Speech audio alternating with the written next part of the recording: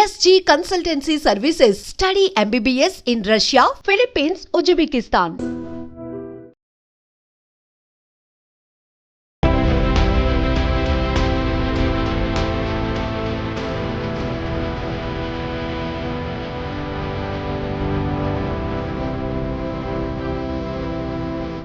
అహ్మదాబాద్ మేఘానిలో జరిగిన విమాన ప్రమాదం దేశ చరిత్రలోనే విషాదకరమైన ఘటనగా చెప్పొచ్చు.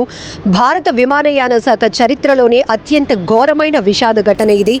విమానం కుప్పకూలిన ఘటనలో మొత్తం 242 మంది మృతి చెందినారు, ఒక్కరు కూడా మిగల్లేదు అంటూ అహ్మదాబాద్ సిపి జ్ఞానేందర్ సింగ్ అసోసియేటెడ్ ప్రెస్కి ప్రకటించారు. ఇది తీవ్ర విషాదకరమైన ఘటన, ప్రతి ఒక్కరి గుండెలు పగిలిపోతున్నాయి. ఇంత పెద్ద ప్రమాదం, ఈ ప్రమాదంలో ఇంతమంది మృతుల సంఖ్య ఊహించలేకపోతున్నారు ఎవరు కూడా. 2 శిశువులతో పాటు 13 మంది చిన్నారులు కూడా ఈ ప్రమాదంలో మృతి చెందారు. అలాగే పోర్చుగల్కు చెందినటువంటి 7, కెనడాకు చెందినటువంటి ఒకరు కూడా ఉన్నట్లు తెలుస్తోంది. మొత్తం 242 మంది కూడా కన్ను మూశారు. మంటల్లో చిక్కుకొని కాలిపోయిన పరిస్థితి తీవ్ర విషాదాన్ని నింపుతుంది ఘటన. ఒక్కసారిగా పెద్ద ఎత్తున ప్రమాద ఘటన తెలిసిన వెంటనే సహాయక చర్యలు పెద్ద ఎత్తున కొనసాగాయి. ఆ సకలాల కింద కాలి బూడిదవుతున్న సకలాల కింద చిక్కుకున్న వారిని వెలికి తీస్తే ఎవ్వరూ కూడా ప్రాణాలతో లేనటువంటి పరిస్థితి. అహ్మదాబాద్ మేఘాని నుంచి మధ్యాహ్నం 1:17 టేకాఫ్ అయిన 9 నిమిషాల వ్యవధిలోనే విమానం ప్రమాదానికి గురైంది. సాంకేతిక లోపమే కారణంగా తెలుస్తోంది. ప్రధానంగా మొదట దీని వెనకాతల కుట్రకోణం ఉన్నట్టు కేంద్ర విమానయాన శాఖ అనుమానం కూడా వ్యక్తం చేసింది, ఒక ప్రకటన కూడా చేసింది. అయితే టెక్నికల్ లోపం వల్ల ఈ ప్రమాదం జరిగినట్టుగా కూడా ఇక్కడ తెలుస్తోంది. ఏదేమైనా 242 మంది కన్నుమూయటం అనేది ఘోరమైన విషాద ఘటనగా చెప్పొచ్చు. అహ్మదాబాద్ ఎయిర్పోర్ట్కి దగ్గరలో ఉన్నటువంటి ఒక మెడికల్ కాలేజ్ హాస్టల్ భవనంపై చెట్టును గుద్దుకొని ఈ విమానం ఒక్కసారిగా కుప్పకూలిపోయింది. దాంట్లో 1,20,000 లీటర్ల ఫ్యూయల్ ఉండటంతో ప్రమాద స్థాయి చాలా పెద్దగా మారింది అని చెప్పొచ్చు. దట్టమైన పొగలు వ్యాపించాయి, పెద్దగా మంటలు ఎగసి పడ్డాయి. పూర్తిగా అందులో ప్రయాణించిన వాళ్ళ పరిస్థితి ఏంటి అని ప్రతి ఒక్కరు కూడా ఆందోళన చెందినటువంటి పరిస్థితి. ఆ విమానంలో ప్రయాణిస్తున్న వారి గురించే కాదు, అందులో 242 మంది ప్రయాణికులతో పాటు 10 మంది సిబ్బంది, 2 పైలట్లు కూడా ఉన్నారు. దాంతో ఈ ప్రమాదం ఎక్కడైతే జరిగిందో ఆ ప్రదేశం జనావాసాల మధ్య, అక్కడ ఉన్నటువంటి ఒక హాస్పిటల్ కూడా ఉంది. అలాగే మెడికల్ కాలేజ్కి సంబంధించిన హాస్టల్ పై, ఆ భవనంపై ఈ ప్రమాదం జరగటం వల్ల మృతుల సంఖ్య మరింతగా పెరిగే అవకాశం ఉంటుందని అందరూ ఊహించాం. కానీ ఇప్పుడు అహ్మదాబాద్ సిపి జ్ఞానేంద్ర సింగ్ అఫీషియల్గా ఒక ప్రకటన చేసిన తర్వాత మాత్రం అసలు హోప్స్ కూడా లేకుండా పోయాయి. అందులో శిశువులు, చిన్నారులు, పెద్దవాళ్ళు, ముసలివాళ్ళు వీరంతా కూడా. మరొక వైపు చాలా బాధాకరమైన విషయం, గుజరాత్ మాజీ ముఖ్యమంత్రి విజయ్ రూపానీ కూడా ఉన్నారు, అందులో ప్రయాణిస్తున్నారు. సెకండ్ రోలోనే ఆయన ఉన్నట్టు ఆ విమానంలో ప్రయాణిస్తున్నటువంటి దృశ్యాలు కూడా మీడియా ద్వారా బయటకు వచ్చాయి. వెంటనే విజయ్ రూపానీ కుటుంబ సభ్యులు కూడా అధికారికంగానే ఆయన మృతి చెందినట్టుగా కూడా ఇన్ఫర్మేషన్ ఇచ్చారు. చాలా బాధాకరం. 2016 నుంచి 21 వరకు ఆయన గుజరాత్ సీఎంగా పనిచేశారు. విజయ్ రూపానీ కూడా ఇందులో ట్రావెల్ చేస్తున్నారు అని మొదటైతే వార్తలు వచ్చాయి. కానీ ఈ ప్రమాదంలో 242 మంది మృతి చెందిన ఈ ప్రమాదంలో విజయ్ రూపానీ కూడా మృతి చెందారు. చాలా బాధాకరమైన విషయం. ఈ స్థాయిలో ప్రమాదం జరగటం అనేది కూడా ఊహించలేకపోతున్నాం. ఎందుకంటే విమాన ప్రమాదం అనేటప్పటికీ ప్రతి ఒక్కరికి గుండెలు అదిరిపోతాయి. దానికి తోడు ఇది అహ్మదాబాద్ నుంచి లండన్కి ప్రయాణిస్తుంది. చాలా లాంగ్ జర్నీ చేయాలి కాబట్టి ఫ్యూయల్ భారీ ఎత్తున అందులో ఫిల్ చేసి ఉండటం వల్ల, ఇది టెక్నికల్ లోపం వల్ల జరిగిన ప్రమాదం. వెంటనే అందులో ఉన్నటువంటి ఫ్యూయల్ బ్లాస్ట్ అవ్వటం వల్ల మొత్తం విమానం అంతా కూడా పేలిపోయింది. దాంట్లో ప్రయాణికులు ఏమైపోయారు, చెల్లా చెదురుగా మృతదేహాలు ఎగిరి పడినటువంటి పరిస్థితి. అసలు గుర్తించడానికి కూడా వీలు లేకుండా ఉంది. అక్కడ సిటీ సివిల్ ఆసుపత్రికి అయితే ఇప్పటికీ గంటల పాటు రెస్క్యూ కొనసాగిన తర్వాత సిటీ సివిల్ హాస్పిటల్కి అయితే 100 మృతదేహాలు తరలించారు. మిగతా మృతదేహాల పరిస్థితి చెల్లా చెదురుగా తునకలైపోయినట్లుగా కూడా అక్కడ అధికారులు ప్రత్యక్షంగా చూసినటువంటి పరిస్థితులు మీడియాకు వెల్లడిస్తున్నారు. ఈ పరిస్థితి ఊహించటానికి, దుర్ఘటన దృశ్యాలు చూడటానికి కూడా అసలు ఊహించలేనటువంటి గుండెలు పగిలిపోతున్నాయి, గుండెలు అదిరిపోతున్నాయి. ఎందుకంటే ఇంతమంది కన్ను మూసినటువంటి విషాదకర ఘటన ఒక్కసారిగా భారతదేశాన్ని కలవరపాటుకు గురి చేసింది. ఇప్పటికే ప్రధాని మోదీ కూడా ఫోన్ కాల్ ద్వారా అసలు ఏం జరిగింది అని అడిగి తెలుసుకున్నారు ప్రమాద ఘటనకు సంబంధించి.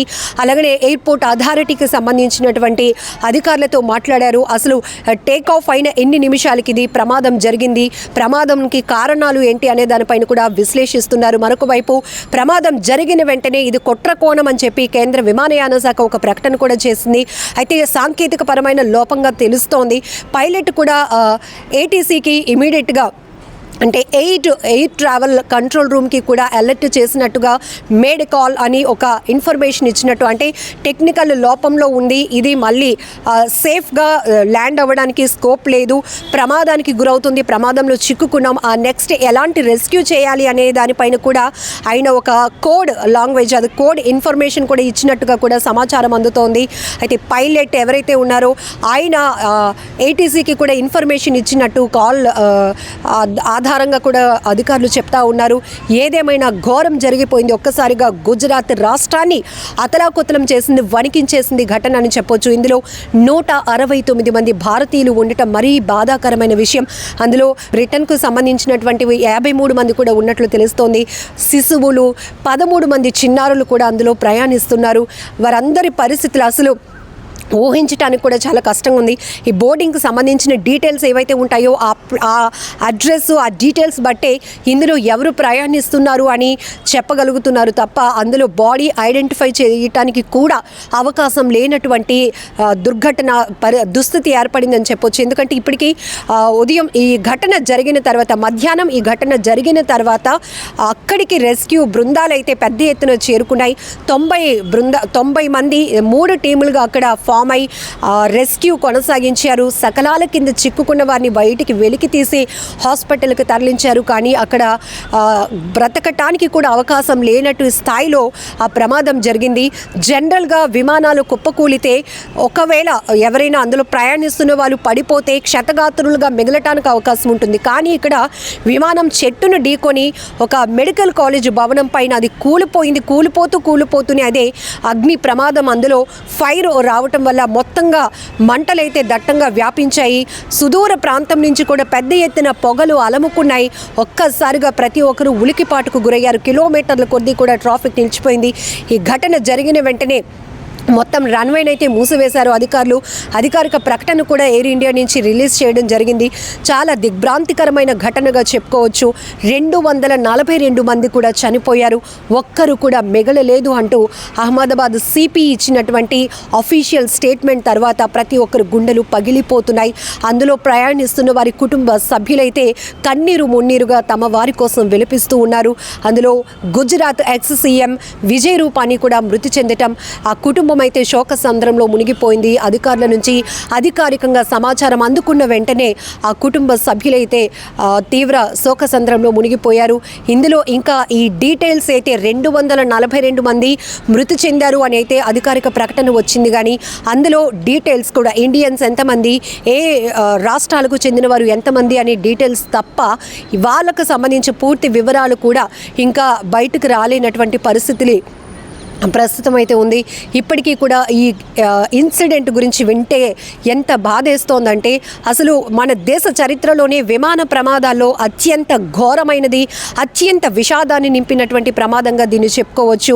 ఎయిర్ ఇండియా విమానం కుప్పకూలింది అని చెప్పగానే ఉరుకులు పరుగులు పెట్టి అహ్మదాబాద్ ఎయిర్పోర్ట్కి సమీపంలోనే ఘటన జరగటం వల్ల ఇమీడియట్గా రెస్క్యూ ఆపరేషన్ కొనసాగించడానికైతే సహాయక బృందాలు అక్కడికి పెద్ద ఎత్తున చేరుకున్నారు. ఎయిర్పోర్ట్ అధికారులు కావచ్చు, అధికార యంత్రాంగం కూడా పరుగులు పెట్టింది. విమాన ప్రమాదంలో 242 మంది, ఒక్కరు కూడా బ్రతకలేదు, అందరూ చనిపోయారు అనుకున్న తరుణంలో ఒకే ఒక్కడు మృత్యుంజయుడు. ఇంత భారీ విమాన ప్రమాదం నుంచి తను ప్రాణాలతో బయటపడటం చాలా ఆనందకరమైన విషయం. ఇంత పెద్ద ప్రమాదం నుంచి అతడు ఇలా నడుచుకుంటూ వస్తూ ఉంటే నిజంగా ఈ వ్యక్తిని చూస్తుంటే ప్రతి ఒక్కరు కూడా చాలా హ్యాపీగా ఫీల్ అవుతున్నారు. బ్రిటిష్కి చెందినటువంటి విశ్వాస్ తన కుటుంబాన్ని చూడటానికి కొన్ని రోజులు భారతదేశంలో ఉన్నాడు. అతని తమ్ముడు అజయ్ కుమార్ రమేష్తో కలిసి యూకేకి తిరిగి వెళ్తున్నాడు. బోర్డింగ్ పాస్ ఇంకా తన వద్దే ఉన్న విశ్వాస్ హెచ్డీకి ఇలా చెప్పాడు. నేను లేచి చూసేసరికి నా చుట్టూ మృతదేహాలున్నాయి. నేను చాలా భయపడ్డాను. లేచి పరిగెత్తాను. నా చుట్టూ విమానం ముక్కలున్నాయి. ఎవరో నన్ను పట్టుకుని అంబులెన్స్లో ఉంచి ఆసుపత్రికి తీసుకొచ్చారు. తాను 20 సంవత్సరాలుగా లండన్లోనే ఉంటున్నానని, తన భార్య బిడ్డ కూడా లండన్లోనే నివసిస్తున్నారని విశ్వాస్ చెప్పాడు. తన సోదరుడు అజయ్ విమానంలో వేరే వరుసలో కూర్చున్నాడని కూడా చెప్పారు. మేము డయ్యూను సందర్శించాం. అతను నాతో ప్రయాణిస్తున్నాడు. నేను ఇప్పుడు అతన్ని కనుగొనలేకపోయాను. దయచేసి నా తమ్ముడి ఆచూకీ కనుగొనటానికి నాకు సహాయం చేయండి అని ప్రాధేయపడుతున్నాడు. విమాన ప్రమాద మృతులకు పరిహారం ప్రకటించింది టాటా గ్రూప్. ఒక్కో ప్రయాణికుడికి ₹1 కోటి ఎక్స్ గ్రేషియా ప్రకటించింది. గాయపడిన వారి వైద్య ఖర్చులు పూర్తిగా భరిస్తామని కూడా మాటిచ్చింది. అయితే ప్రమాదంలో దెబ్బతిన్న మెడికల్ కాలేజ్ హాస్టల్ భవంతి నిర్మాణ ఖర్చులు కూడా భరిస్తామని ప్రకటించింది టాటా గ్రూప్. బాధిత కుటుంబాలకు అండగా నిలబడతామని స్టేట్మెంట్ ఇచ్చింది. ఇప్పుడు ఈ భారీ విమాన ప్రమాదం నుంచి త్రుటిలో తప్పించుకున్నటువంటి విశ్వాస్కు సంబంధించినటువంటి ఆయన లేచి నడిచి వెళ్తూ ఉన్నటువంటి వీడియో దృశ్యాలు ఇప్పుడు సోషల్ మీడియాలో వైరల్ అవుతున్నాయి. ఎందుకంటే అహ్మదాబాద్ విమాన ప్రమాదం చాలా ఘోరమైన ప్రమాద ఘటన. పూర్తిగా ఒక్కరు కూడా ప్రాణాలతో బయటపడలేనటువంటి పరిస్థితి. అలాంటిది 242 మంది కూడా విమాన ప్రమాదంలో మృతి చెందారు. కానీ విశ్వాస్ మాత్రం ఎలా తప్పించుకున్నారు, తనకి ఏం జరిగిందో అంతా చూసే లోపే విమాన శకలాలే కనిపించాయి. ఎక్కడికక్కడ మృతదేహాలు చెల్లాచెదురుగా పడున్నాయి. కానీ తననెవరో హాస్పిటల్కు తీసుకొచ్చారు అంబులెన్స్లో. ఈ విషయం మాత్రమే గుర్తుంది అన్నట్టు అతను చెప్తున్నాడు. అయితే తన సోదరుడు ఆచూకీ కోసం తనకు సాయం చేయండి అని కూడా రిక్వెస్ట్ చేస్తున్నారు విశ్వాస్. నిజంగా ప్రస్తుతం ఉన్నటువంటి సమాజం దేనికి ప్రయారిటీ ఇస్తుంది? ఆర్థిక సంబంధాల చుట్టూ మాత్రమే తిరుగుతుంది. మళ్ళీ ఎన్నికలంగానే చాలా విరక్తి కలుగుతాం. మంచి అనిపిస్తుంది కదా, లేడీస్ కూడా ఛాలెంజింగ్ జాబ్స్ చేసినప్పుడు చాలా బాగుంటది. ట్రాఫిక్ అసిస్టెంట్స్ గా నియమించిన ట్రాన్స్జెండర్స్ అందరితో సాల్యూట్ చేయించుకుంటున్నారు. ఫుడ్ డెలివరీ ఇవ్వటానికి వెళ్ళినటువంటి డెలివరీ బాయ్ అనిల్ పై కళ్ళ ముందు